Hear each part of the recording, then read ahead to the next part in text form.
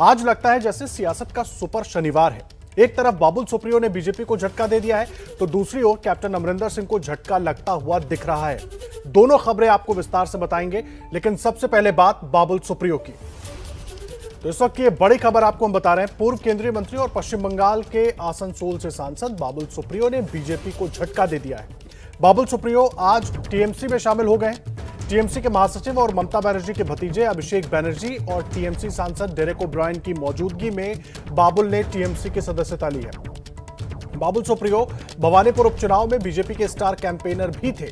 इस सीट पर ममता बनर्जी चुनाव लड़ रही हैं और अब इस सीट पर उपचुनाव होने से ठीक पहले बाबुल सुप्रियो ने टीएमसी का दामन थाम लिया है। बीजेपी को बड़ा झटका पश्चिम बंगाल में। 2014-2019 में बीजेपी के टिकट पर सांसद बने बाबुल सुप्रियो।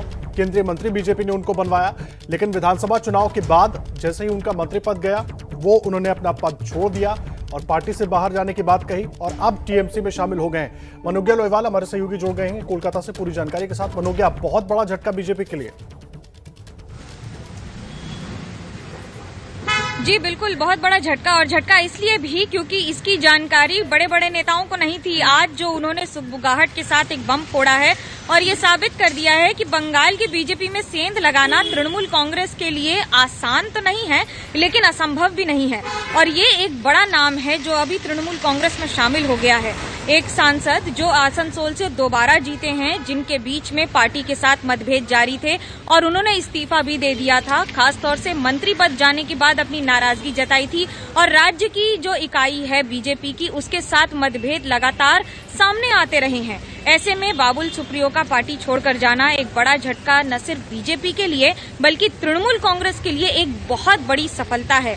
2 बार सांसद, हो सकता है इनका नाम अब राज्यसभा के लिए भी लिया जाए, क्योंकि अर्पिता घोष के इस्तीफे के बाद जो पद रिक्त हुआ है उस पर हो सकता है लोकसभा में बीजेपी की नुमाइंदगी करने वाले आसनसोल के सांसद अब राज्यसभा से तृणमूल कांग्रेस के सांसद होकर जा सकते हैं।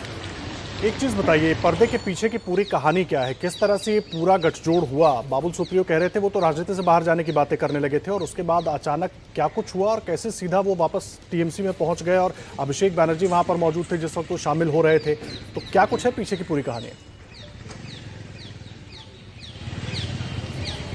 देखिए, इस समय तृणमूल कांग्रेस अपना अस्तित्व बढ़ाने के साथ साथ बार बार कोशिश कर रही है अपनी जगह बढ़ाने की पूरे बंगाल और पूरे भारत में, लेकिन ये भी जानती है कि हर बार उन्हीं चेहरों को शामिल कराया जा रहा है जिनका नाम बड़ा है और जिनके जरिए तृणमूल कांग्रेस के पंख कई गुना ज्यादा बढ़कर आगे बढ़ते हैं। न सिर्फ बाबुल सुप्रियो एक बॉलीवुड का नाम रहे हैं, बल्कि सांसद रहे हैं और मंत्री रहे हैं मोदी सरकार में।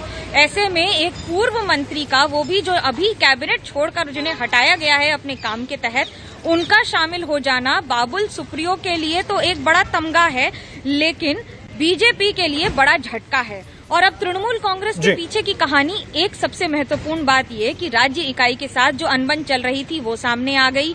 जो हार हाई हुई है बीजेपी की बंगाल में, उसके बाद बीजेपी अपने ही लोगों को अगर साथ नहीं रख पा रही है, खासतौर से बाबुल सुप्रियो को, क्योंकि वो 2 सांसद में से थे 2014 में जब बीजेपी ने पहली अपनी जीत दर्ज की थी बंगाल में।